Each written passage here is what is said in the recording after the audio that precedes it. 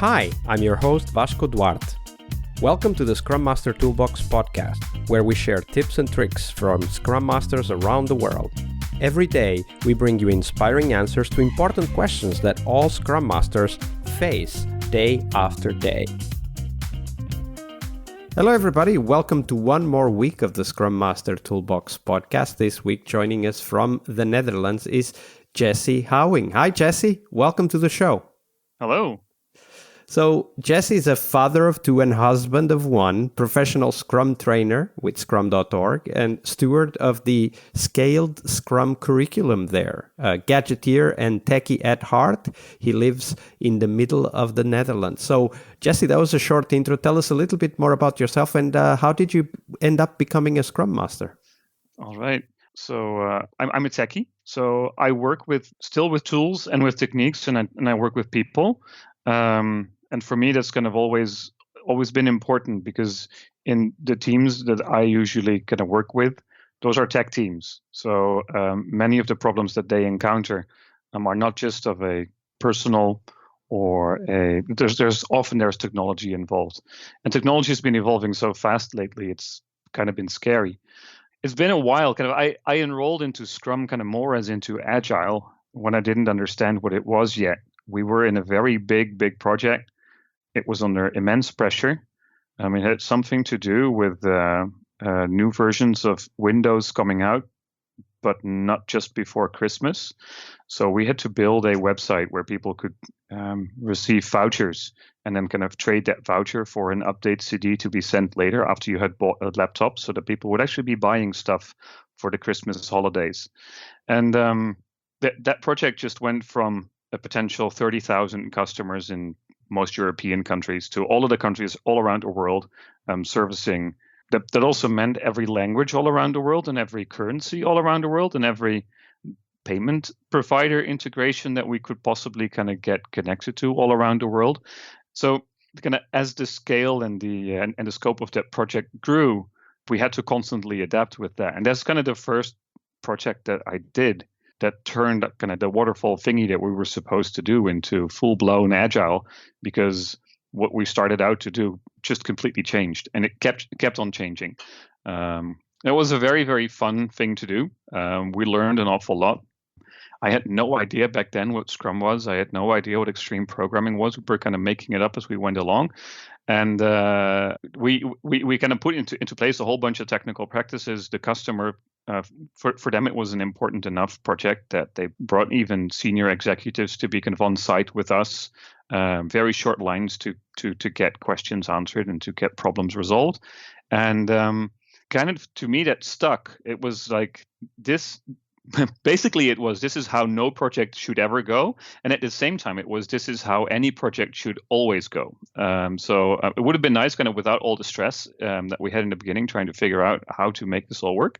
But at the same time, it was because we enabled all of that, because we brought in these people, because we got into contact. When we launched into Japan, we had a couple of people flying in from Japan to help us with the translations, but also with the kind of cultural changes that were needed to make the application work. At some point, we had a team in India that came on standby to help us out there as well. We went from kind of a planned big bang deployment to just about continuous delivery. So that project kind of for me was the kind of eye opener about how you should do software delivery in a modern world, and it kind of still stands out that in many cases we sort of stumbled upon all of the best practices, and from that I started to be interested in there must be more people like this, and then I kind of found Agile, I kind of found Scrum. But it still took a couple of years more before I found a company that kind of wanted to make that mainstream and wanted to work with that, and was asked to become a Scrum Trainer in that company. Flew to Seattle together with 13 of my co-workers from all around the world. We were trained to become professional Scrum Trainers, and I delivered a lot of client training classes within the organization there. Big traditional consulting company. And I think one of the biggest things that I did wrong kind of in that context is that I was still too much a techie at heart. And I just liked the way of work for me. It made a lot of sense. But to a lot of the finance and the risk people and a lot of the project management people, it didn't make as much sense as it made to me. And I probably wasn't the best person to bring them on board, to emphasize with them, to understand kind of the angle that they were coming from, because I didn't fully understand the angle that they were coming from. So let's explore that a little bit further. So I imagine that's your story of failure as well. So so you're a Scrum Master, recently adopting that approach. You're just starting to help people that are not even in the software industry, in the software development, to adopt Scrum. Yep. How did that go? What did you try? Like with finance people, like what were the things you introduced? How did they react? How did that go? Well, usually I got introduced with the finance people by the time that there was some issue with either payment or with the contract or something else, because we doing Agile, we kind of evolved from the original project brief, or we encountered some other work that could also be done. So usually kind of we came into, well, I wouldn't call it conflict, but maybe a little bit of conflict with the contracting or the financing department, where we had kind of already changed direction, but we had some legal obligations to actually deliver something else that nobody really wanted anymore, but kind of the contract stated that that was what we were supposed to deliver. And then it kind of also means usually then that is what you have to deliver in order to get paid. So such are contracts. Usually we kind of had to resolve the problems that kind of came out of that. And that was a lesson to me, kind of also in delivery management and to contract management, and to be much more on board early in kind of setting up the engagement with the client. And that was we were a consulting company. We did a lot of kind of project-based deliveries. It wasn't that we were building a product inside of an organization. And usually there was some kind of form of either fixed price or fixed date or fixed everything kind of set into place. So kind of all of the ingredients for a terrible recipe were there. And I just wasn't completely, I just believed that we delivered the thing that the client wants and they're happy with it and they're willing to pay. So you were getting feedback from the stakeholders that that's what they wanted, but then when you showed it, then there were big gaps. Like how did you figure out that it wasn't actually enough? Well, it is what they wanted. And the stakeholders were happy in many cases, but the legal department from the client also figured out that we hadn't delivered what we promised we would deliver. So they basically just didn't want to pay for it. So and the legal department was a stakeholder or was just an advisor to the stakeholders? Well, at some point, kind of procurement or legal or somebody kind of gets involved when big amounts of money need to be transferred from one company to another. And they found ways to kind of say, you haven't delivered what the original brief said, and we're not going to pay until you deliver what it says there, even though kind of there were other people within the organization who were like, no, we're fine. This is exactly what we want. We wouldn't want anything else. It's kind of really interesting to see that not just me didn't take a bunch of other people on board, but also people within their own organization forgot to take people on their side kind of on board. And I think that happens a lot, where we make assumptions and we're trying to kind of do and deliver what is best, but what is best for one person is not always best for other people. And they might be like hidden stakeholders, right? Like this legal department story you were just talking. Yeah, they didn't come into play until they didn't want to pay the bill. So yeah.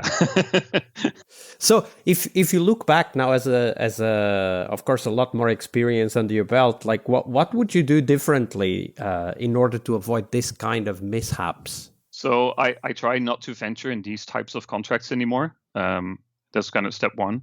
And if we are kind of in a setup where there is kind of a fixed scope, essentially, make sure that you still kind of drive some of the more traditional kind of change management aspects of record keeping and decision making, but make sure that you do involve kind of finance and legal when you're making these kinds of changes.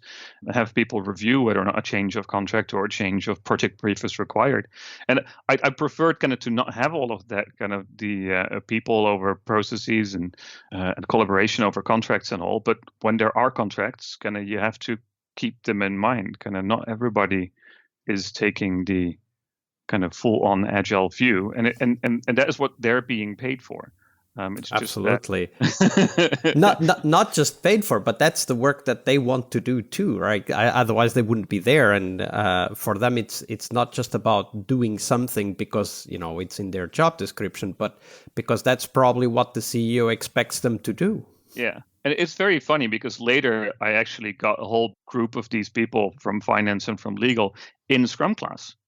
And we actually did kind of run through a mini Scrum project with them. And we did basically a Scrum Foundation class. And kind of they came back with, this makes a lot of sense. I wished more people worked like this. And this is how we internally do many of our processes because our work is complex and not very predictable, even though we've got kind of some things that are very recurring, and then we always invoice at the end of the month, but there's always issues in the invoices at the end of the month. So many of the finance managers that were then in class, they came back with, this makes a lot of sense. It would have just been nice if people explained that this is what we're doing nowadays, because then we would need to have different contracts. So it's interesting, kind of. Basically, it probably doesn't matter where you start. If you start teaching the management, and the software developers don't understand what Agile is. If you start teaching the software developers, then management doesn't understand what Agile is. And if you train them all at once, you're doing a big bang implementation of Agile, which is not what you probably want anyway. So there's, I'm afraid there's probably not any good way of handling this as far as I found. But you might be able to find some of these problems earlier than I did. Yeah, at least to make a checklist with the items in the contract as part of your backlog, as an example, and make sure that they are either completed or the contract is changed, right? Yeah. Or just make sure that kind of the list of things to be delivered is not put into the contract at all, but is a kind of an appendix to the project or to the contract. Yeah, to keep the flexibility. Later, I heard that making a change to a contract, kind of to go through all of the process within the organization, costs sometimes upwards to $60,000 just to have the contract changed. Doesn't really matter what kind of change, just all the review, everybody involved, kind of depending on the size of the contract. Sometimes you would just kind of all of the people involved and the hours being spent on reviews and negotiations and changing and all of the finance processes that ran afterwards, the cost of actually changing the contract were so high that you just had to make sure that certain things were not placed into the contract itself. Exactly. But in some kind of an appendix that was much easier to change, and that you had kind of in the contract the ability to easily change the appendix. These kind of things I learned much later on. There are very agile ways of writing a contract, even if they have sort of a fixed scope. That is for the kind of the contracting and the financial specialists to deal with that. I now know that there are better ways. Thank you for that story, Jesse. That's a great story. And of course, keep your eyes out for the contracts. Thank you for that. Yep. Monday is about what we learn from our obstacles and our failures. But tomorrow is Team Tuesday here on the Scrum Master Toolbox podcast. We explore teams and their journeys, the habits they develop that threaten their performance, how each of our guests helped their teams evolve, and the one key lesson they learned from that experience. We really hope you liked our show. And if you did, why not rate this podcast on Stitcher or iTunes? Share this podcast and let other Scrum Masters know about this valuable resource for their work. Remember that sharing is caring.